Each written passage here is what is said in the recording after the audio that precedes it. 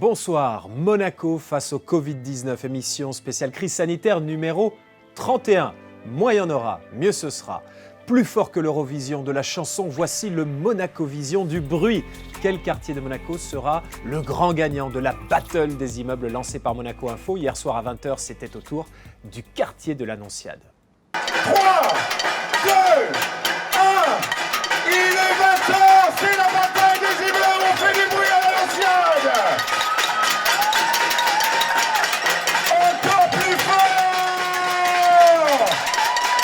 Approchez-vous du balcon, on vous entend, c'est maintenant qu'il faut faire du bruit. Est-ce que l'Annonciade sera le quartier vainqueur de cette bataille des immeubles? Voilà, merci à la Tour Odéon, à l'Annonciade et au Château Périgord d'avoir tout donné. C'était un beau moment à vivre. Les immeubles du Magellan à Fontvieille feront-ils ce soir à 20h plus de bruit que les quartiers du Jardin Exotique et de l'Annonciade pour encourager tous les héros en première ligne face au Covid? Nous y serons avec Fercel Fourgon au micro et Erwan Grimaud aux commandes du drone. À tout à l'heure.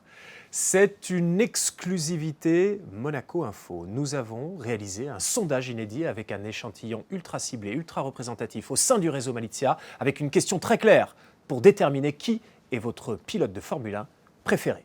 Henri, c'est qui ton pilote préféré? C'est qui ton pilote de F1 préféré? C'est Leclerc.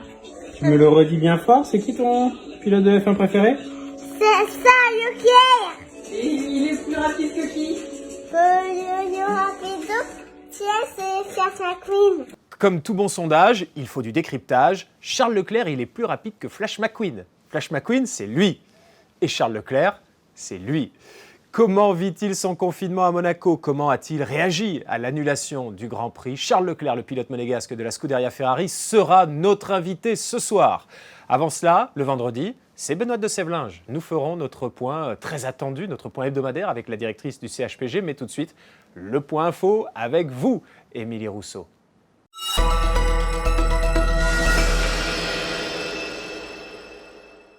Bonsoir Yann Anthony. La distribution des masques aux plus de 65 ans a débuté aujourd'hui. 10 000 personnes âgées résidentes en principauté sont concernées.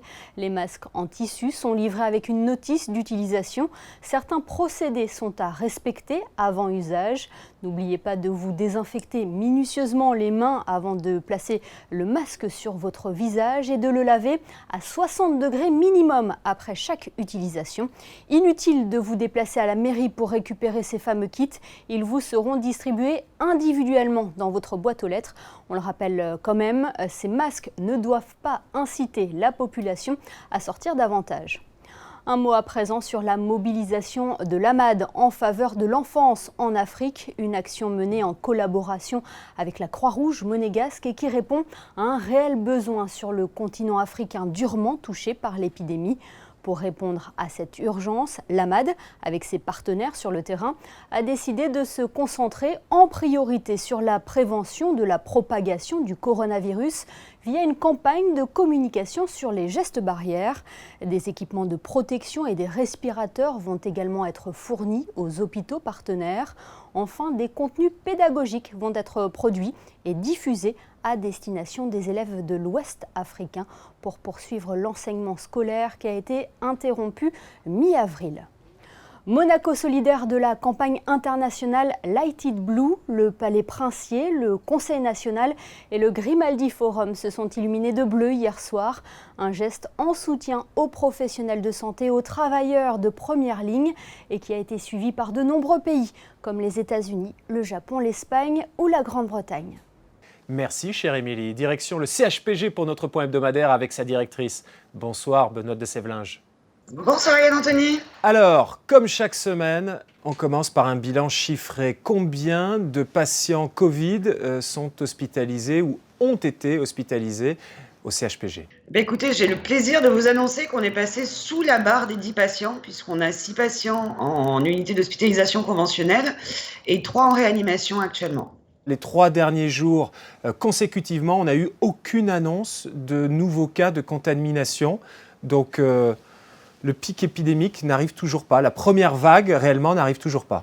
La première vague, je crois qu'on peut dire, n'arrivera plus. En tout état de cause, comme on en a parlé la semaine dernière, ce qui est important, c'est que les capacités hospitalières puissent permettre d'accueillir tous les patients. On est très très très large de ce point de vue-là.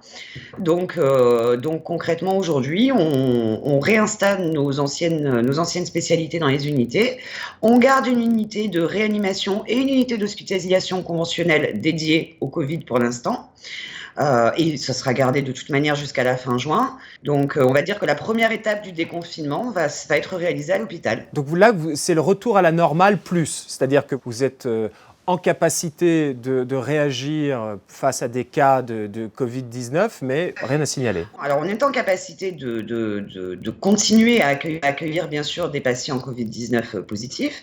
On est aussi prudent par rapport aux patients à risque. Donc, je rappelle, les patients qui sont immunodéprimés, les patients qui sont âgés ou qui ont des troubles autres, des maladies chroniques. Pour autant, on rapatrie l'activité de cardiologie au CHPG. Je rappelle que pendant un temps, le centre cardio-thoracique a accueilli une partie de nos patients. On réfléchit sur l'orthopédie également. On attend peut-être la fin des vacances scolaires pour le faire de manière plus progressive. Et sur le reste des services de chirurgie notamment, on reprend une activité, je vous dis, quasiment normale. Benoît de Sévelin, je m'adresse à la directrice d'hôpital.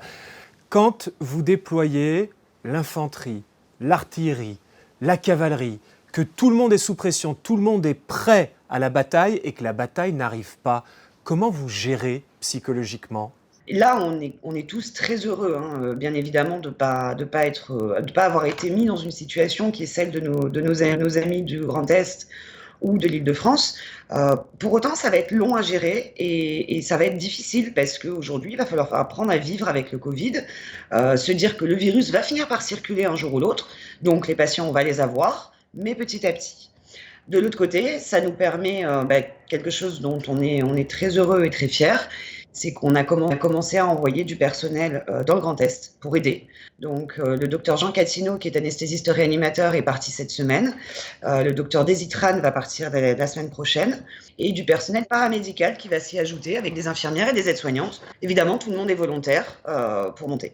Donc c'est Alsace, Lorraine, vous envoyez des forces là-bas, c'est la solidarité monégasque. C'est une solidarité qui est transfrontalière en réalité. C'est la beauté de la relation qu'on peut avoir avec la France parce que faut pas oublier qu'au début de l'épidémie, si le CHU de Nice ne nous avait pas permis de nous préparer de cette manière-là, nous aurions peut-être eu des contaminations dans le personnel qui nous auraient mis dans une situation difficile. Or, le CHU de Nice nous a aidés. Il ne faut pas oublier non plus que c'est la France qui réalise les analyses des prélèvements qui sont réalisés sur le territoire monégasque. Donc, si on n'a pas la France pour nous dire qui est positif et qui n'est pas, c'est pareil, on s'expose. Donc aujourd'hui, nous, on rend l'appareil, on est en situation de le faire. On a des agents qui ont envie de le faire parce que c'est des gens qui sont impliqués, qui ont une vraie déontologie et une véritable éthique. Et moi, en tant que directeur d'hôpital, je suis plus que fière de ces agents qui se portent volontaires pour y aller et de ceux qui restent et qui, pour certains, ont renoncé à leurs vacances en disant c'est plus important que mon collègue y aille. Oui, alors le dernier bilan fait état de 2250 morts dans les hôpitaux du Grand Est. Donc clairement, l'hôpital de Mulhouse a plus besoin d'aide que jamais. Clairement, vous êtes dans une logique de transfert de médecins aujourd'hui, mais est-ce que vous pourriez aussi vous intégrer dans une solidarité de transfert de patients ? Est-ce que le CHPG pourrait recevoir des patients venus d'autres régions françaises ? Alors, pour l'instant, on n'a pas été sollicité, ni par la France, ni par l'Italie, mais on serait prêt à le faire. Les lits sont là, ils sont installés, les équipes sont présentes, donc il y a des gens qui sont malades et qui ont besoin de soins. La vocation d'un hôpital public, c'est de soigner les gens qui sont malades et qui ont besoin de soins. Bon, en tout cas, ce sont de très bonnes nouvelles. Non seulement on n'a pas la première vague à Monaco, et en plus, on peut participer à la solidarité et aider les autres, et en particulier nos voisins. Merci, Benoît de Sévelin, à la semaine prochaine. Merci. Allez, c'est parti pour les infos pratiques avec vous, Émilie Rousseau.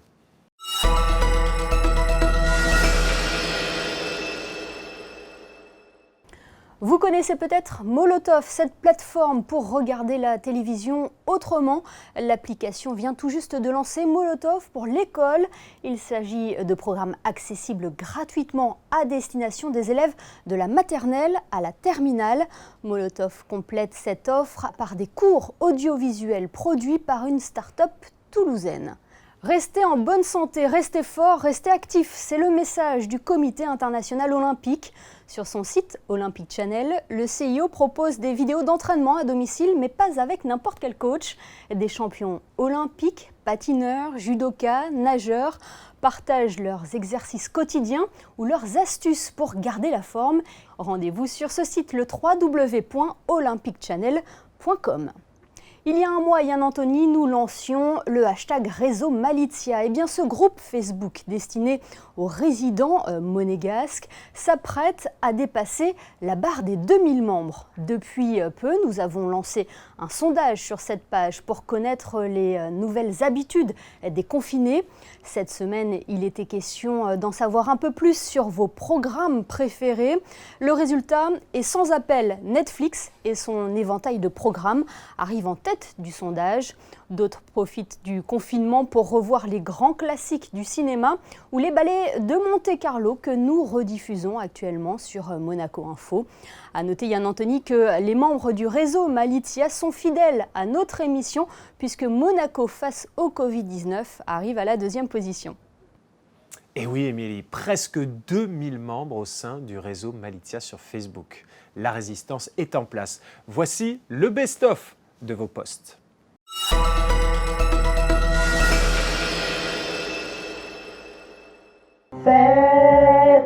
Fais la fête avec tes enfants, ton mec ou ton chien.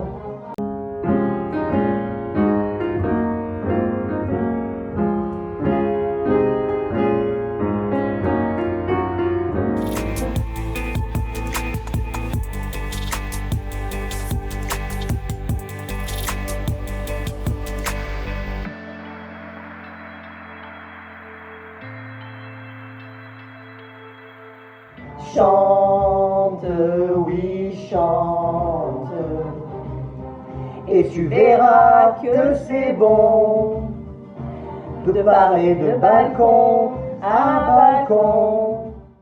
Vous avez vu, hein, même les chats portent des casquettes Ferrari à Monaco. Et justement, nous allons recevoir à présent un jeune champion dans un sport qui me tient très à cœur. Voici l'homme qui fait retentir l'hymne monégasque sur les podiums de la Formule 1. Bonsoir Charles Leclerc. Bonsoir. Merci d'être avec nous. C'est un grand plaisir de vous avoir dans cette émission Monaco face au Covid-19. Vous avez décidé de vous confiner à la maison à Monaco. Ah oui, clairement. Enfin, c'était dans tous les cas le choix logique. Je suis ici à la maison, c'est là où je me sens le mieux. Donc, je suis dans mon appartement à Monaco. J'ai Technogym qui m'a envoyé quelques appareils pour que je puisse m'entraîner chez moi. Et voilà, en attendant que ça passe, j'essaie de m'entraîner un petit peu sur le simulateur et pas mal de préparation physique pendant la journée. Sans indiscrétion, vous êtes dans quel quartier? Parce qu'on a lancé une battle des immeubles pour faire applaudir tout le monde à 20h pour les personnels soignants. Mais je crois vous êtes dans quel coin? Je crois qu'on a gagné parce que je suis au jardin exotique. Ah vous étiez... Non, c'était la première étape. D'accord. On verra, c'était la première étape. Ce soir, c'est Fontvieille et il y a la princesse Stéphanie, a priori, qui va applaudir. Donc, on va voir qui gagne. Ok. Plus sérieusement, est-ce que tout va bien autour de vous? Vous avez personne qui est affecté par le Covid? Non, pour l'instant, non. En tout cas, pas de ma famille. Après, chez Ferrari, je ne pense pas non plus. Mais non, j'ai de la chance, ma famille n'a pas été affectée. Comment vous vivez ce confinement concrètement à Monaco? Vous arrivez à sortir? Vous oxygénez un petit peu? Non, je sors presque pas. Je vais courir 45 minutes par jour. Mais c'est tout ce que je fais. Sinon, j'ai tout à la maison pour pouvoir m'entraîner. Donc, je fais tout ici. Après, c'est sûr que ça commence à être assez long. Mais bon, j'essaye de m'occuper un max. Déjà sur le simulateur, j'essaye d'organiser des événements pour aider un petit peu et pour essayer de lever des fonds pour aider les gens qui en ont besoin en ce moment. Et voilà, et le temps passe. Après, c'est sûr que ça commence à être un petit peu long. Alors précisément, 30 jours pour vous qui voyagez dans le monde entier en permanence. Vous étiez déjà resté à la maison 30 jours comme ça ces dernières années? Jamais, jamais, c'est la Non, première fois. c'est ça. Et je pense pour tout le personnel qui travaille en Formule 1, c'est la première fois. Donc c'est vrai que ça fait un grand changement. On a normalement l'habitude de voyager tous les 2 jours. On change de destination, donc donc voilà, c'est un rythme très très très rapide et on voyage beaucoup. Donc c'est vrai que depuis un mois, rester à la maison comme ça sans rien faire, ça nous change un petit peu.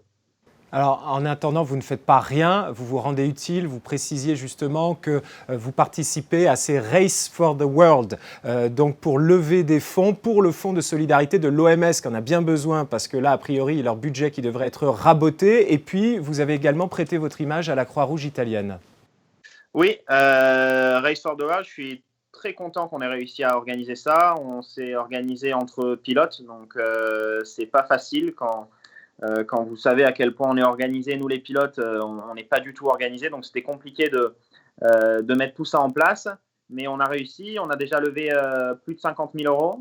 L'objectif, c'est d'arriver à 100 000 euros. C'est un objectif très optimiste, mais on voulait se fixer un objectif optimiste.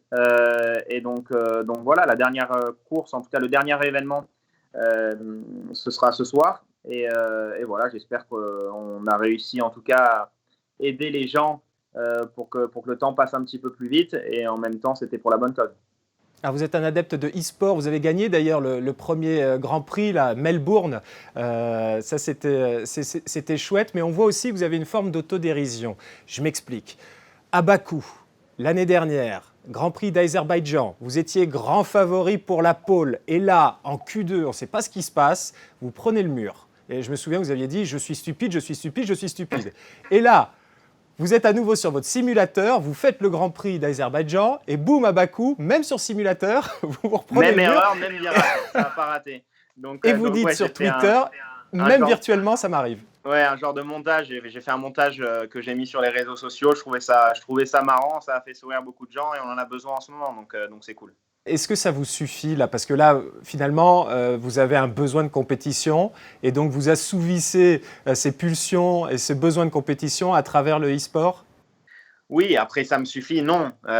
C'est comme les personnes qui, je pense, nous regardent sur les réseaux. C'est pas comme le vrai sport qu'on aime. C'est virtuel, mais bon, dans une situation comme ça, je pense que c'est mieux que rien.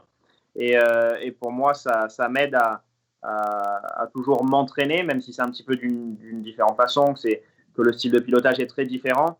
Voilà, il y a de la compétition entre nous les pilotes et c'est cool d'être tous ensemble dans ce moment-là. Comment vous vous maintenez en forme concrètement? Vous nous avez dit que vous faisiez un petit peu de jogging, etc.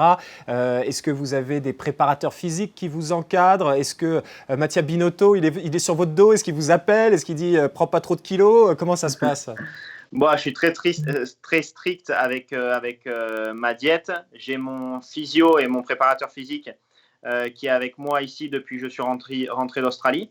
Donc on est en confinement, moi, ma copine et mon entraîneur physique. Donc on s'entraîne ici dans l'appartement. Comme je disais tout à l'heure, il y a Technogym qui m'a envoyé pas mal de matériel pour que je puisse m'entraîner à la maison. Et donc c'est ce qu'on fait. Donc, mais bon, limite, j'arrive à m'entraîner plus que normalement parce qu'il n'y a pas beaucoup de choses à faire pendant la journée. Charles Leclerc, évidemment, on ne peut pas parler avec vous sans parler de l'annulation du Grand Prix de Monaco. J'imagine que, encore plus que pour nous, ça a été une terrible déception pour vous. Oui, c'est très triste pour moi, surtout que les 2 dernières années n'ont pas été très positives au Grand Prix de Monaco de mon côté, pas eu beaucoup de chance. Donc, et voilà, et le Grand Prix à la maison, c'est toujours quelque chose de spécial. Mais bon, je pense que la santé des citoyens monégasques et de tout le monde en général, ça doit passer avant. Donc je pense que ça a été la bonne décision qui a été prise et on reviendra en 2021 en espérant faire une bonne course. Surtout que l'Automobile Club de Monaco avait bien fait les choses pour vous. Vous deviez avoir une tribune à votre nom, la tribune Charles Leclerc, je crois, autour du bureau de tabac, en accueillant les enfants de la principauté le jeudi pour les essais, et puis ensuite des packs VIP pour le samedi et le dimanche. Oui, non, c'est sûr que ça aurait été vraiment, vraiment top. Mais encore une fois, je pense que la santé doit passer avant tout. Et pour l'instant, c'est comme ça. On doit s'adapter à la situation. mais on sera de retour pour 2021. Alors Charles, vous avez lancé l'année dernière votre propre marque de châssis de karting. Est-ce que dans ce contexte de confinement et d'arrêt de l'économie mondiale, c'est un coup dur pour vous ? Bah, c'est sûr, on est tous touchés malheureusement par cette situation où on doit tout fermer. Après, pour l'instant, on n'a pas eu de grosses répercussions, mais bon, je pense que dans les semaines à venir et dans les mois à venir, il y en aura, c'est sûr. J'ai vu que vous portiez le masque de la fondation de la princesse Charlène dont vous êtes l'ambassadeur. Quand vous baladez dans les rues de Monaco, les gens vous reconnaissent quand même malgré le masque ? Un petit peu moins. Mais bon, c'est important de le porter en ce moment-là. Encore une fois, il faut essayer de tous s'aider et essayer d'arrêter de disperser le virus au max. Donc voilà, je le porte, je me fais moins reconnaître, mais bon, c'est comme ça. Charles Leclerc, le grand champion monégasque, le pilote de la Scuderia Ferrari, était notre invité. Merci beaucoup, Charles. Merci à vous. Au revoir. Quel quartier de Monaco fera le plus de bruit en hommage aux héros de cette crise ? Non, Charles, ce n'est pas encore le jardin exotique. Ce vendredi soir à 20h pour la Battle des immeubles, nous serons à Fontvieille devant le Magellan pour vous filmer. Attention, le Magellan, sortez-vous, vous êtes là, vos instruments de musique, vos casseroles, agitez vos bras et vos drapeaux pour qu'on vous voit bien à l'image. Et puis, surtout, n'hésitez pas à vous filmer et à partager les images sur Facebook pour que nous puissions ensuite les diffuser sur Monaco Info. Ferez-vous mieux que le jardin exotique et l'Annonciade ? Tous les héros de cette crise comptent sur vous. Voici le best-of des réseaux sociaux.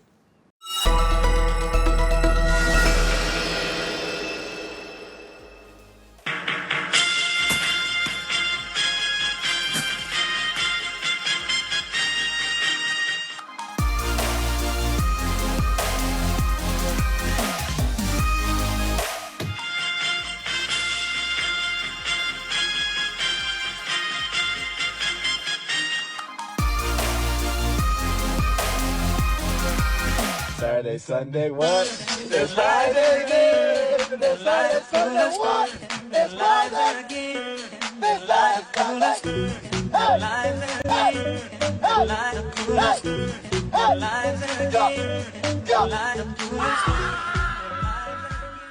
Monaco face au Covid-19, c'est votre programme. À vous de nous alimenter en rejoignant le réseau Malizia et à nous de vous informer 7 jours sur 7 à 19h, tout le temps de cette crise. À demain sur Monaco Info. Dans 1 minute, le deuxième épisode de la Battle des immeubles, organisé par Monaco Info pour l'émission Covid-19, powered by MC Click. 3, 2, 1, il est 20h, c'est la bataille des immeubles, on fait du bruit à l'Annonciade. Encore plus fort. Approchez-vous des balcons, nous vous entendons, c'est maintenant qu'il faut faire du bruit.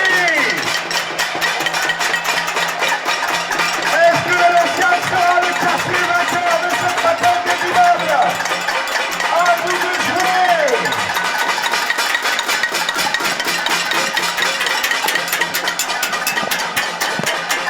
Encore plus fort.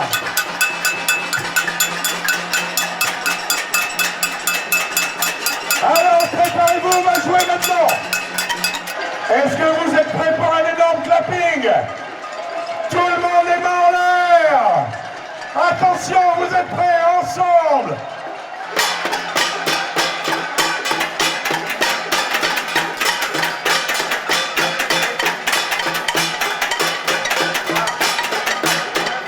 Allez, soyez prêts tous ensemble. Je veux vous entendre avec le compte à rebours d'abord.